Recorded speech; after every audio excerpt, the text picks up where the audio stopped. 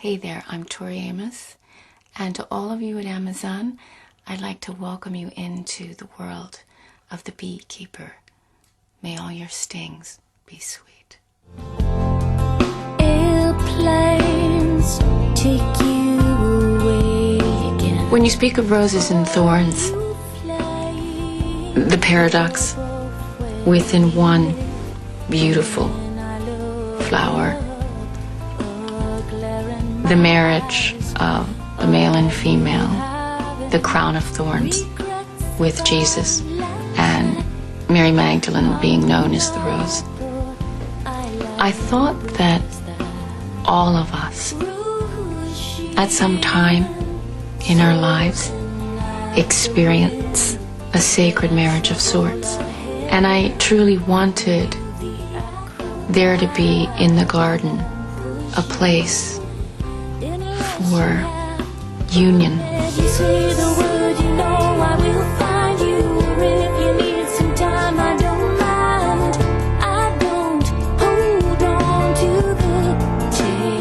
In all of us, there is a love. In all of us, there is another piece, a mirror piece. Yes, of course, within. You have to find your own twin flame within your being. But there is someone, and sometimes it's more than one person, that you go into sacred marriage with. And I explore it in different songs on this record, especially Marys of the Sea, which is about her journey out of Jerusalem and fleeing. And when she gets to the south of France, she takes on a ministry herself. The Gospel of Mary Magdalene is something that I had heard about but hadn't read until I was much older. My mother, a minister's wife, read it for the first time very, very recently. And she looked up with tears streaming down her face, and she took my hands in hers, and her name is Mary. And she said, "Darling, why, oh why, has this been kept from me my whole life?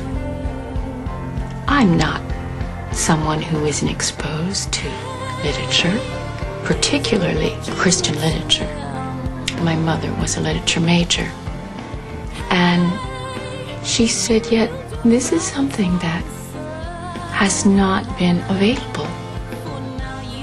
And I said, "Well, I think that is the key question.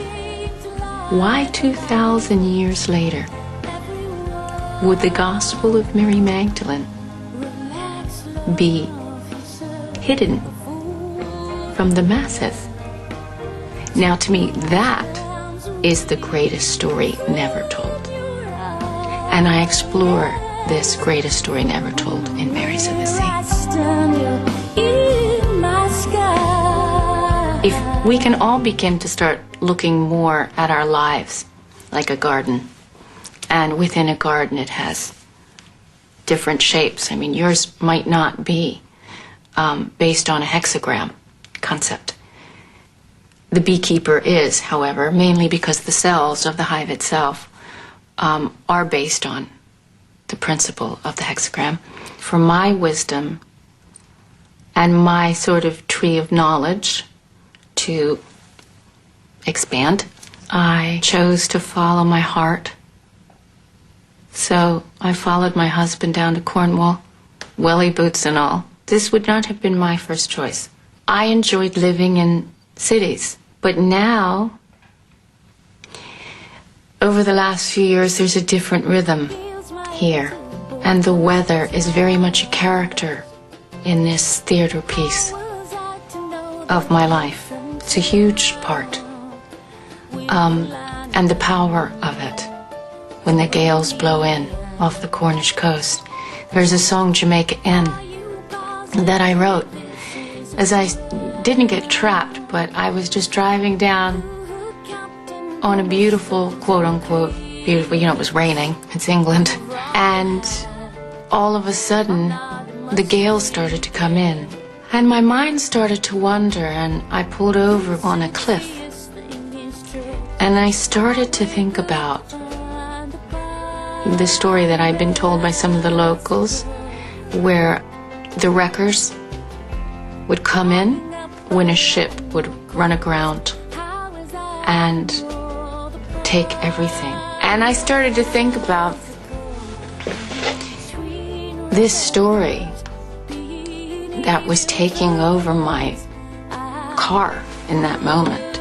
Jamaica Inn walked into my sob, and she said, "You might not like my story because I'm not going to tell you how it ends yet, and you need to travel it with me, and we're going to have to explore your deepest fears." And I think my deepest fears come down to betrayal in love, friendship. It's not death, that's not my greatest fear. Tragic if it's untimely, but it's going to happen to all of us. What always stops me is betrayal. And if I betray someone, that scares me too.